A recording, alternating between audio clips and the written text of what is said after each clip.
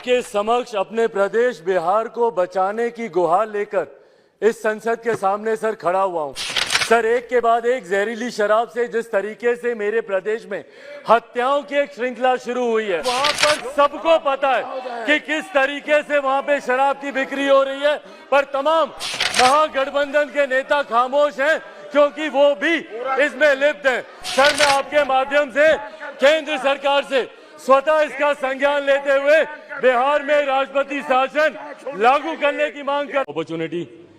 Sir, एक सांसद होने के नाते मैं भारतीय फेडरल स्ट्रक्चर को, संघीय ढांचे को भली भांति समझता हूं और इस बात को मैं जानता हूं कि कई अधिकार जहां केंद्र सरकार के पास होते हैं तो वहीं कई अधिकार राज्य सरकार के पास होते हैं, जिसमें कानून व्यवस्था यकीनन राज्य सरकार के अंतर्गत आती है। पर ऐसे में सर, अगर एक राज्य, और मैं अपने गृह राज्य की बात कर रहा हूं, बिहार से मैं आता हूं, वहां पे सर अगर आपराधिक गतिविधियां इतनी ज्यादा बढ़ जाएं, हत्याएं इतनी ज्यादा बढ़ जाएं, तो ऐसे में सर ये संसद खामोश नहीं रह सकती। सर, मैं बिहार का जिक्र करना चाहता हूं जहां पे एक के बाद एक ऐसी हत्याओं का श्रृंखला वहां पे शुरू हुई है और जिसमें हर जाति, हर धर्म, हर मजहब के लोग उसमें अंकित हैं, भले वो व्यापारी वर्ग के लोग हों या गरीब पिछड़ा वर्ग से आने वाले लोगों पर सर खास तौर पर जिस तरीके से अनुसूचित जाति के लोगों को वहां पे टारगेट किया जा रहा है सर, और जघन्य अपराध हो रहे हैं सर। एक उदाहरण देना चाहूंगा सर मैं अरवल की घटना का। वहां पर सर एक पासवान परिवार से आने वाली महिला, उनको जिस तरीके से उनकी बेटी के साथ दुष्कर्म का विरोध करने के लिए और न्याय की मांग करने के लिए प्रशासन भी सर अपराधियों के साथ मिला हुआ था। ये रामजीत पासवान जी की उनकी धर्मपत्नी सुमन देवी अपनी 5 साल की बच्ची के साथ सर वो न्याय मांगने जाती हैं बार बार प्रशासन के पास।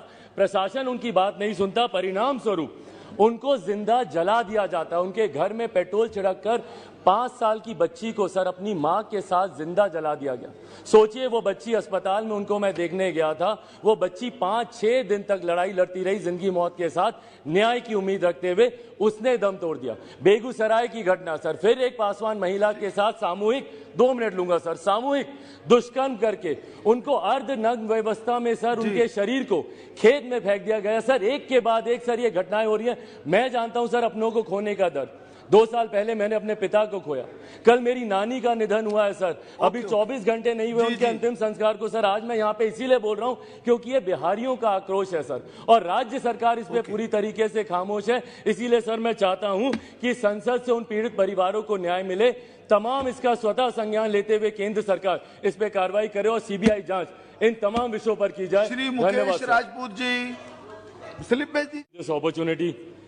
सर, एक सांसद होने के नाते मैं भारतीय फेडरल स्ट्रक्चर को, संघीय ढांचे को भली भांति समझता हूं और इस बात को मैं जानता हूं कि कई अधिकार जहां केंद्र सरकार के पास होते हैं तो वहीं कई अधिकार राज्य सरकार के पास होते हैं, जिसमें कानून व्यवस्था यकीनन राज्य सरकार के अंतर्गत आती है। पर ऐसे में सर अगर एक राज्य, और मैं अपने गृह राज्य की बात कर रहा हूं, बिहार से मैं आता हूं, वहां पे सर अगर आपराधिक गतिविधियां इतनी ज्यादा बढ़ जाएं, हत्याएं इतनी ज्यादा बढ़ जाएं, तो ऐसे में सर ये संसद खामोश नहीं रह सकती।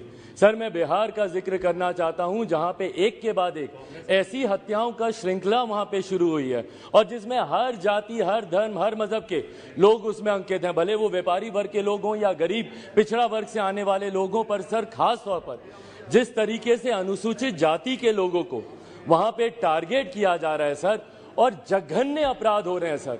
एक उदाहरण देना चाहूंगा सर मैं अरवल की घटना का।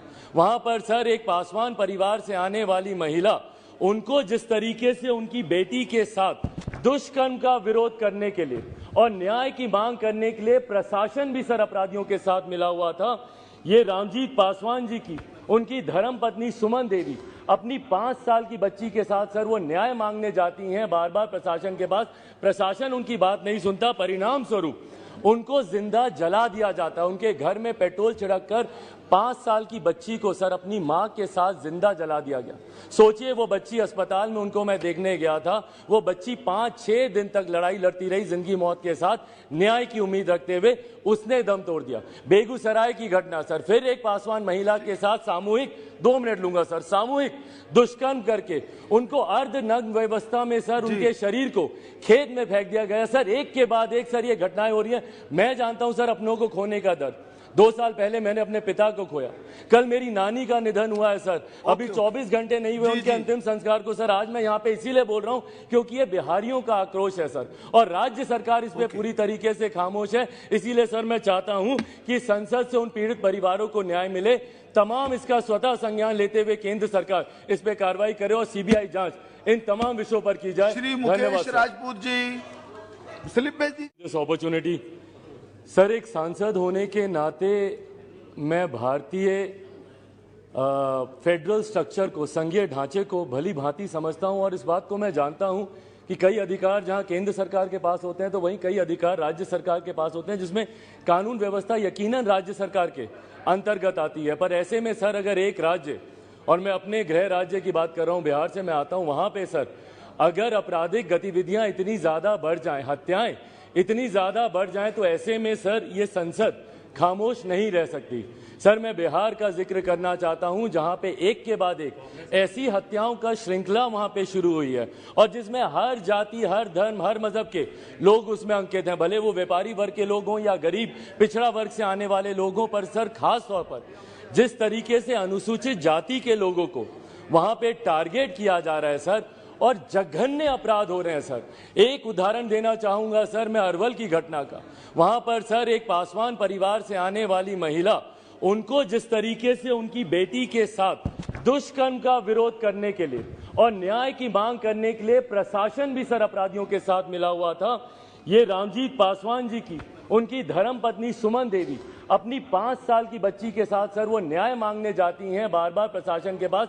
प्रशासन उनकी बात नहीं सुनता, परिणाम स्वरूप उनको जिंदा जला दिया जाता है। उनके घर में पेट्रोल छिड़क कर 5 साल की बच्ची को सर अपनी मां के साथ जिंदा जला दिया गया।